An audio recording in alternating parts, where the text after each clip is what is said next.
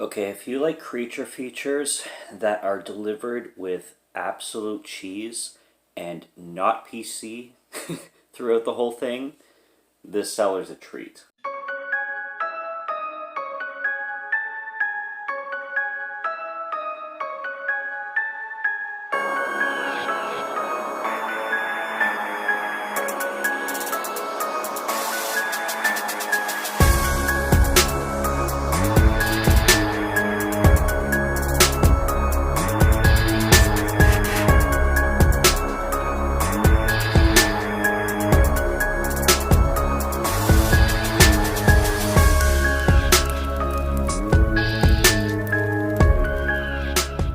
What's up, horror fans? Welcome to 31 Days of Horror. I am Morgan Film Fan. Let's jump into some scares.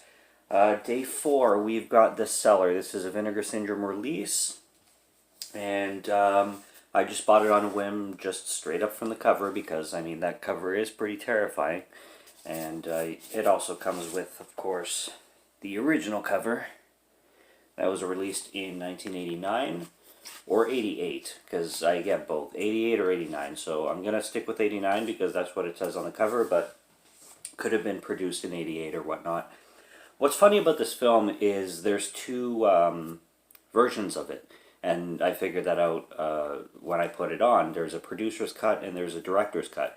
I went for the director's cut, so I watched the director's cut of this film, and I'll still have to watch the producer's cut, but I won't be reviewing that for this month. But in the director's cut, there's an intro from the director, Kevin Tenney, I believe is his name. Is it? Kevin Tenney, yep.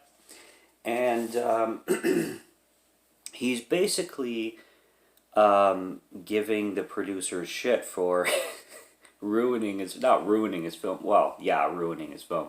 Just totally, like, the VHS version was apparently super different from what his vision of the film and what he made. Like, it's just a totally, completely different film, apparently. So I'm really excited for that.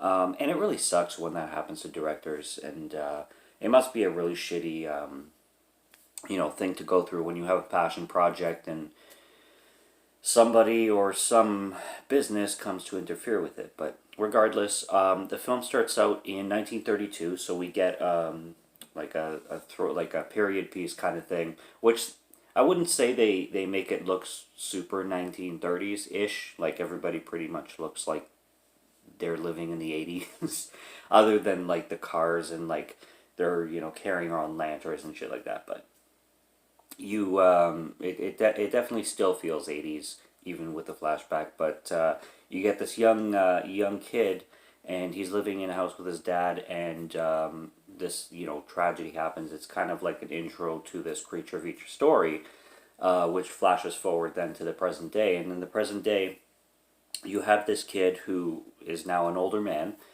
and this older man is, I mean, he's being treated pretty badly from the town folk. It doesn't seem for any reason whatsoever, but obviously he has this history of this creature living in a basement, and he doesn't want to sell this home. Like, he's like a real estate, like there's like a real estate thing going on, and he doesn't want to sell the home because he knows that there's a monster in the basement, pretty much. But he kind of feels obligated to do so, and a lot of people are like pushing him to do so. So he sells the home to a young couple, like a mom and dad with a kid kind of thing.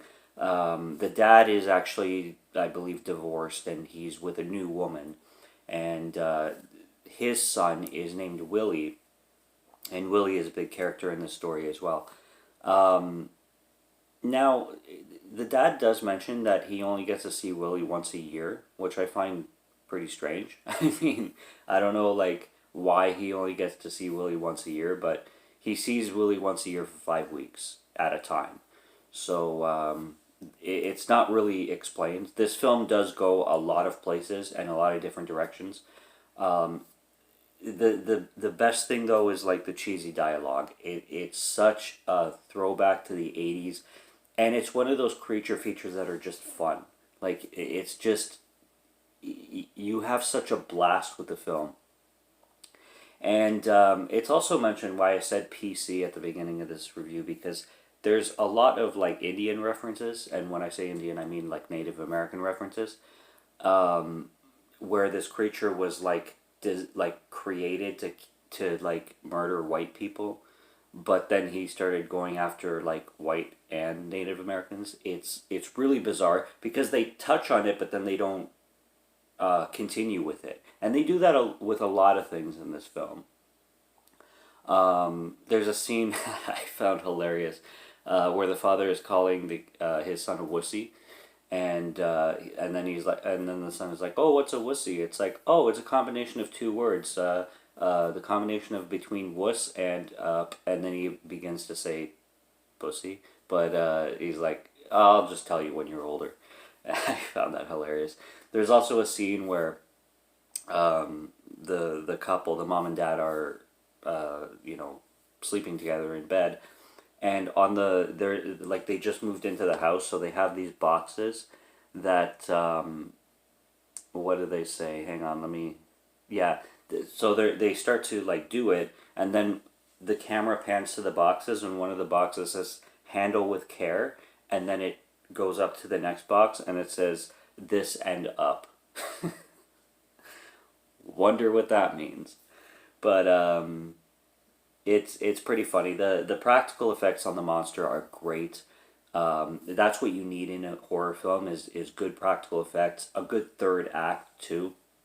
The dad starts to lose his marbles in the third act, and it gets really bizarre because he doesn't believe the kid at all. Another kid, one of Willie's friends named Tommy, goes missing, and Willie sees him like he there's the sinkhole where the monster is, and he gets eaten, right? But nobody's believing Willie because it's like, oh, because he keeps saying like a monster ate Tommy. And it's like, what the hell are you talking about? A monster ate Tommy? And nobody believes the poor kid. So, and the dad doesn't, and he gets really, he's a very aggressive person. There's scenes where the dad is just like, he's not, he's like, he has a bad temper kind of thing. He doesn't know how to handle the situations at all. And then also in the third act, it's funny how Willie kind of takes hold of everything, and the whole finale ends with, like, spoilers, Willie putting a bomb in like a remote control monster truck. That's like how the film ends, because and then it doesn't go off at a certain point and the dad has to go back, but it's kind of like the dad for like a brief time was like, "I don't believe you, son, you're full of shit, you better start telling me the truth." And like 5 minutes later, he's like, "I'm sorry, I didn't believe you. I should have." And it's ridiculous cheese dialogue, but it's so much fun, and it's a blast from the past like no tomorrow. I really had fun with The Cellar. So that's day 4 of 31 Days of Horror. Great packaging from Scream Factory, which I love Scream Factory. Like, they can do no wrong with the way they release their films. Like, they do such a good job finding films that have basically been lost and restoring them into, 4K territory. You still get the graininess on the screen, which actually makes the film even better because it feels even more like that throwback 80s style. But I love how they release these films that like otherwise I wouldn't have heard of. And I've mentioned this on the channel before. If it wasn't for Vinegar Syndrome releasing films like this, I would have never heard of The Cellar. And The Cellar is just, it's so brilliant. Like, it's so brilliant. I used to, my grandmother and grandfather used to live in this really old house. And, I'd look in the basement and that's what I would fear coming after me, like right there. So. It's a cool film. It's a cool film, and it's a good one to have fun with. Go support Vinegar Syndrome. I really like that company. Subscribe to Morgan Film Fan if you like to listen to my voice, or if you like my film reviews. I'll be back with more. It's 31 Days of Horror right now. I'm going to keep this up. There's lots more on the channel, so check them out and keep in touch. And until next one, take care and cheers.